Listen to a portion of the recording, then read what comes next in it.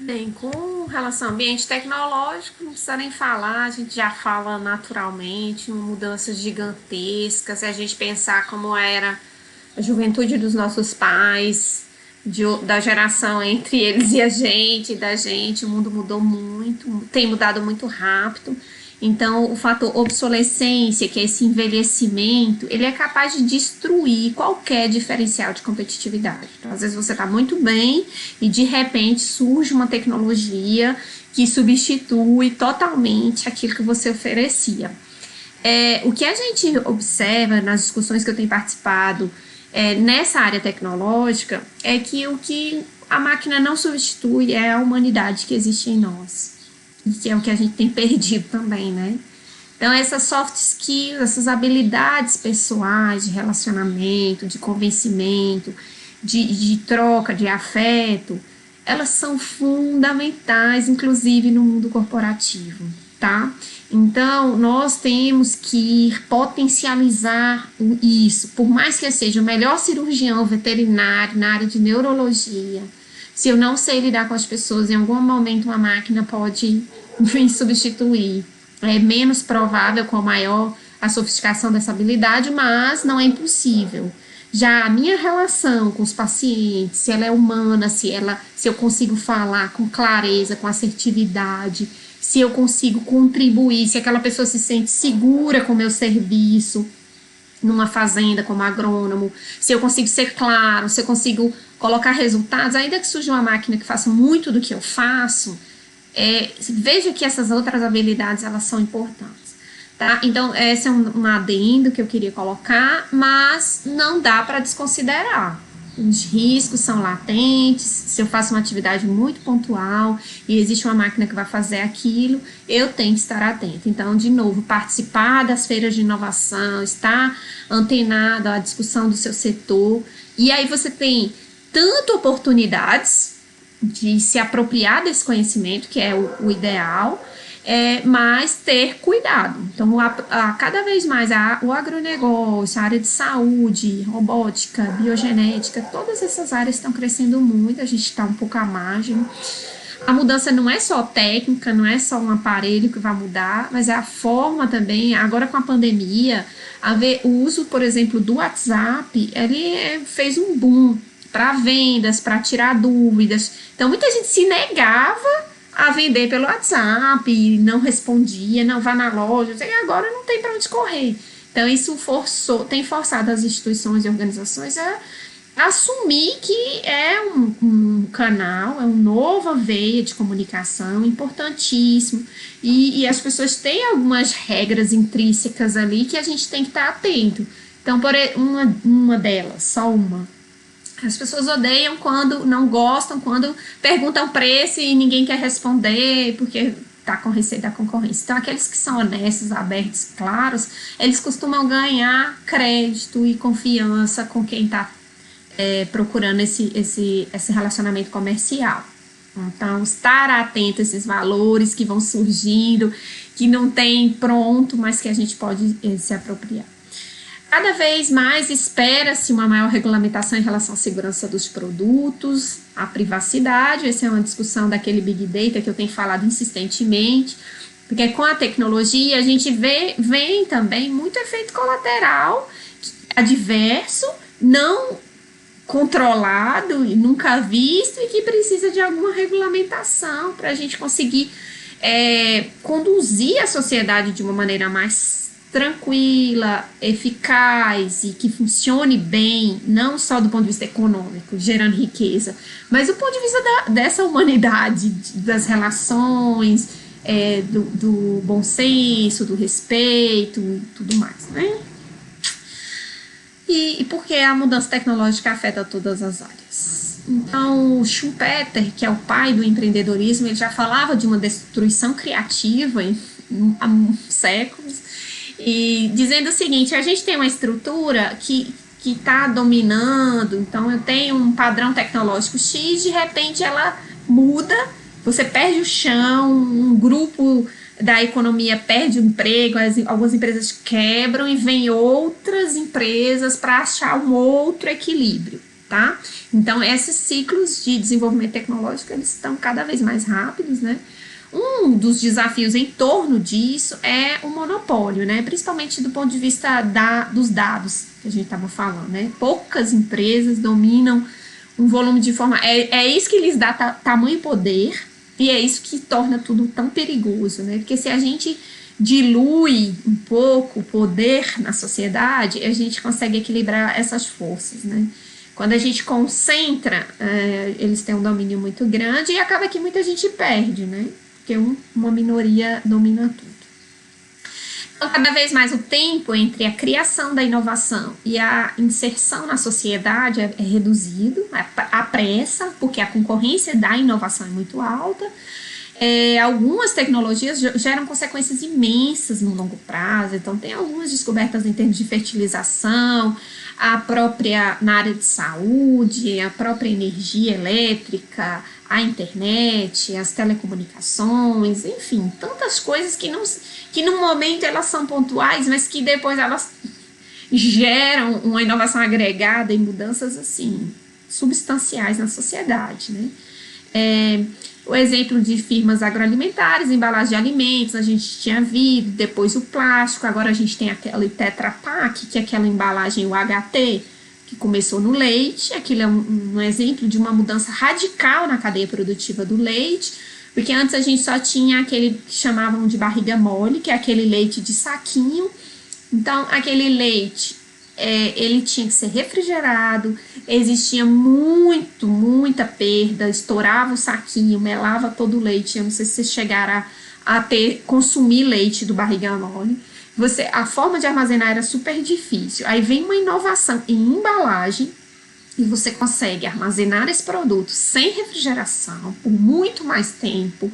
O transporte fica muito facilitado, porque transporte refrigerado é caro, armazenamento refrigerado é muito caro.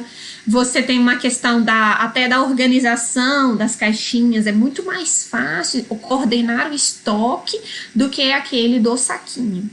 E aí, inclusive, o acesso a novos mercados, então leite do Uruguai entra mais no Brasil, leite do Sudeste sobe para o Nordeste. Então, a gente dá uma reorganizada na cadeia produtiva com uma inovação. Então, não dá para ficar alheio ao que está acontecendo, porque tudo está muito conectado e os impactos são imensos.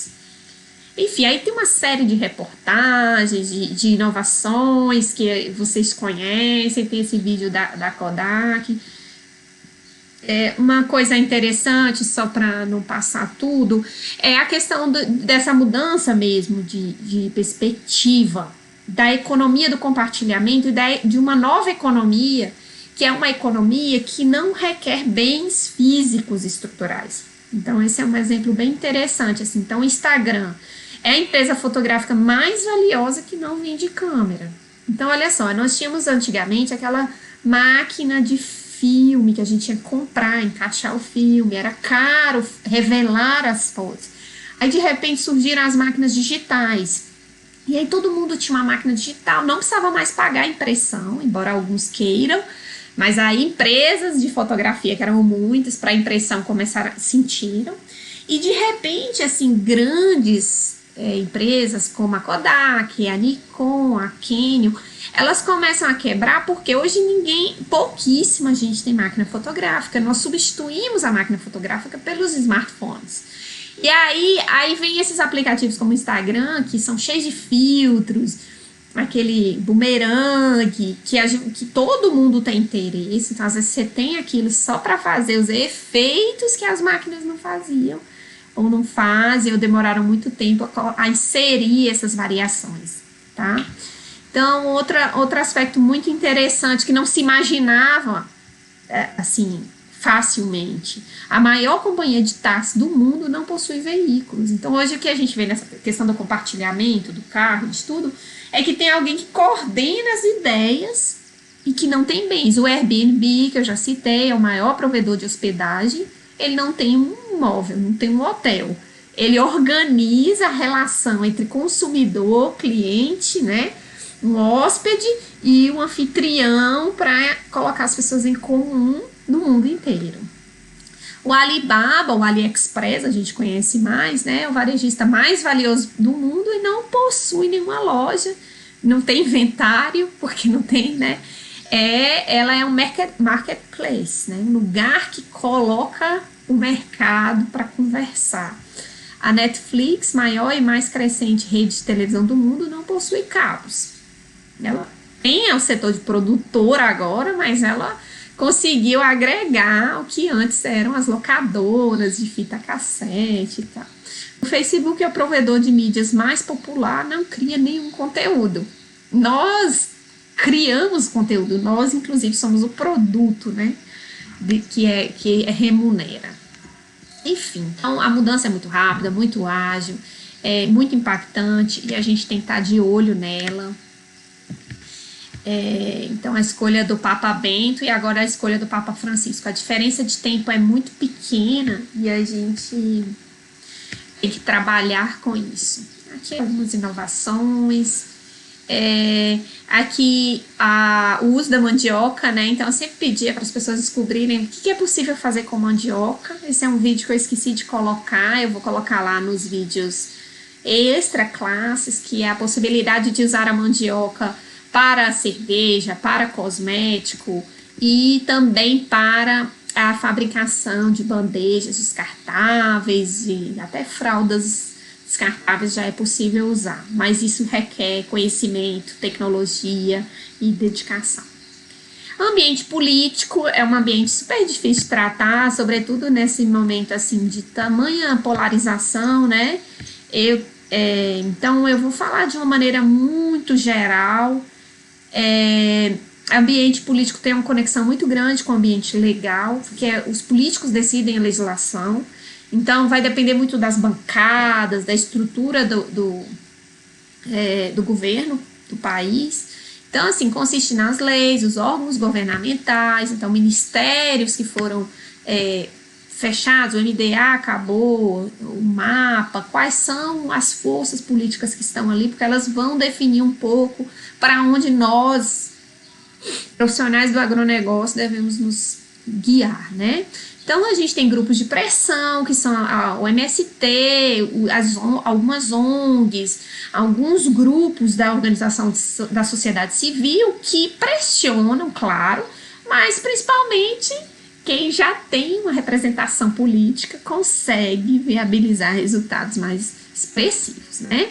Então, a gente tem que estar atento à legislação em ascensão, o que está sendo votado, mudanças nos cumprimentos da lei, então as emendas que surgem baseado nessas mudanças, e a gente estava numa via, que era uma coisa que eu discutia muito em sala de aula, uma tendência a dar maior ênfase a ações éticas e socialmente responsáveis. As empresas estavam tendendo a isso.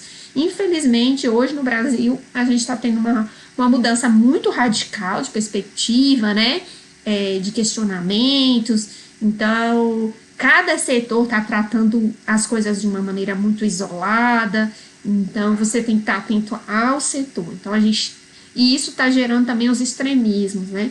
O pessoal que defende o bem-estar animal extremamente radical e o pessoal que é totalmente indiferente da questão da natureza, da sustentabilidade, no outro extremo, né? Então, esse é um novo cenário, é um cenário muito mais difícil de lidar, muito mais complexo.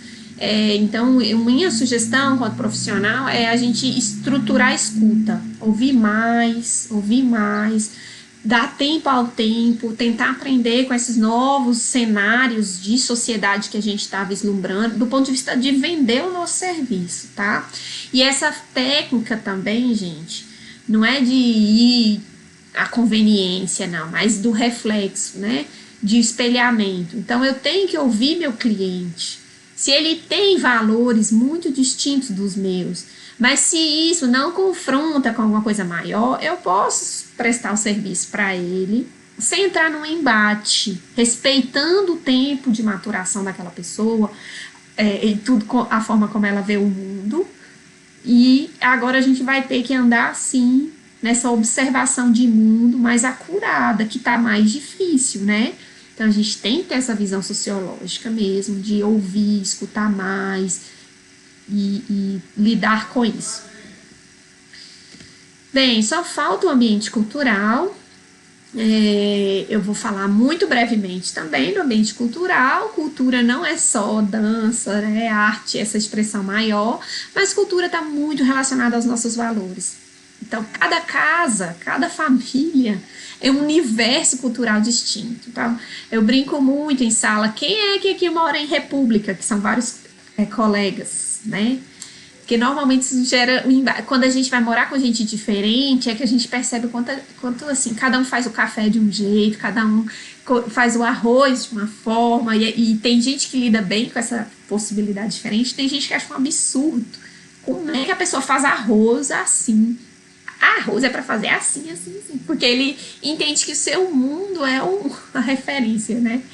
Então, isso é cultura. Cultura é esse valor que a gente nem imagina que tem, mas que permeia todas as nossas decisões, as nossas escolhas. E muitas vezes isso impacta no consumo, sobretudo. O consumo é muito feito pela nossa cultura. Então, é a visão que a gente tem de mundo. Então, como que eu enxergo a natureza? Eu vou ter uma postura. Como que eu enxergo a beleza estética? Então, a vaidade. Eu vou ter outra postura de mundo, outras escolhas. Como que eu enxergo a questão da mobilização social ou da política? Eu acho que só tem corrupto, ou eu acho que só tem... Enfim, então, a maneira como eu consigo, os valores que a minha família, minha comunidade, o que eu absorvi na minha juventude, direcionam muito como eu me comporto no mundo. Então, são os valores de uma sociedade. Visão que as pessoas têm dos outros, a visão que as pessoas têm das organizações, a visão que as pessoas têm da sociedade, da natureza e do universo. Lembrando que uma das coisas mais difíceis de mudar no mundo são os valores. Então, não se iludam, eu vou fazer uma palestra e vou explicar isso assim, né? Eu vou dar panfletagem para as pessoas entenderem isso. Não. Então, a pessoa não gosta do cheiro do leite de cabra sem nunca ter experimentado.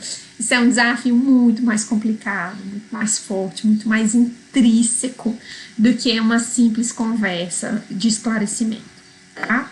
Então, nós temos vários formatos, estilo de vida, moda, padrões de consciência social. Então, a questão do veganismo, vegetarianismo, a gente também já falou, né? Então, é observar, ler sobre o comportamento das pessoas, as tendências. As pessoas absorvem quase inconscientemente uma visão de mundo que define o seu relacionamento consigo mesmas, com os outros e com o universo. Então, a gente absorve coisas que a gente nem queria, por exemplo, exigências com relação ao corpo, enfim...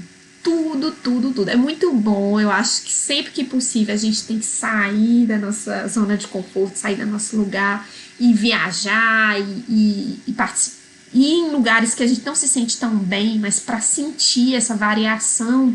Então, tem um que gosta de vaquejada, outro gosta de surf, outro gosta de meditar. E aí, olha como a gente tem várias tribos dentro de uma mesma sociedade e como a gente está virando muito tribal mesmo.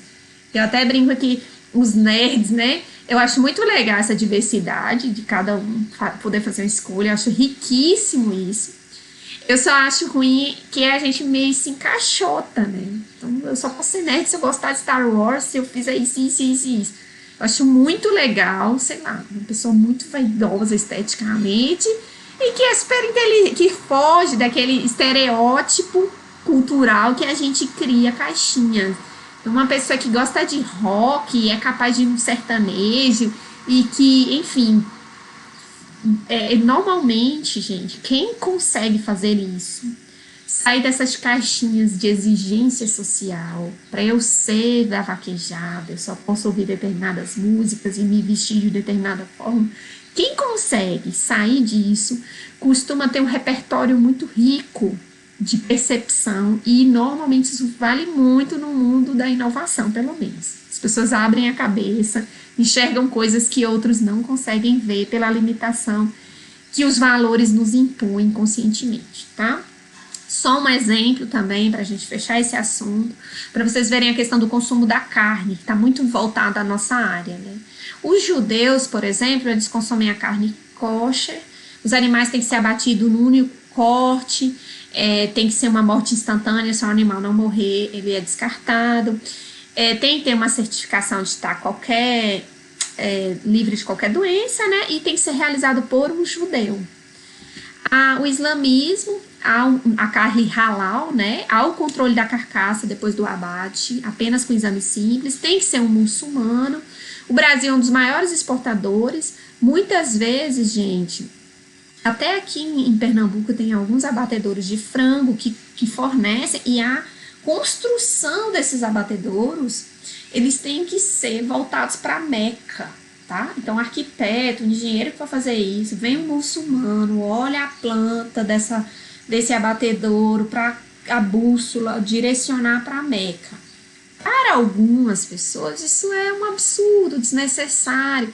Mas se quando a pessoa interfere na sua religião, normalmente o cristianismo, né, desqualifica Jesus Cristo e tal, a gente se sente ofendido, em geral. E aí, quando é com o outro, que a gente não vê muito sentido, a gente tem que ser muito cuidadoso nisso.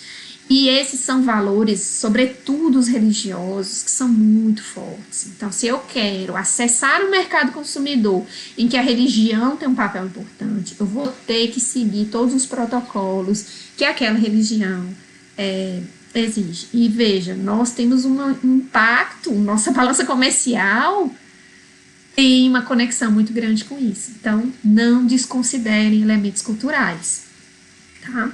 No hinduísmo, os bovinos são animais, na Índia, né, são animais sagrados, por promoverem o leite, apoio ao cultivo de terra, utilização de estrume. Quando a gente vê filmes, né, da Índia, a gente vê, às vezes tem uma vaca no meio da pista e eles não podem nem empurrar a vaca, nem devagarzinho, tem que respeitar o tempo dela, né.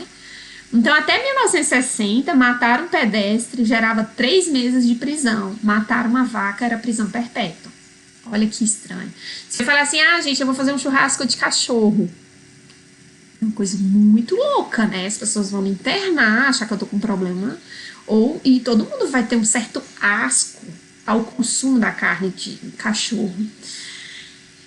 Mas, para outras pessoas, a carne do bovino tem essa conexão, e em outras regiões se come cachorro. E por que eles são piores ou melhores e é inadequado?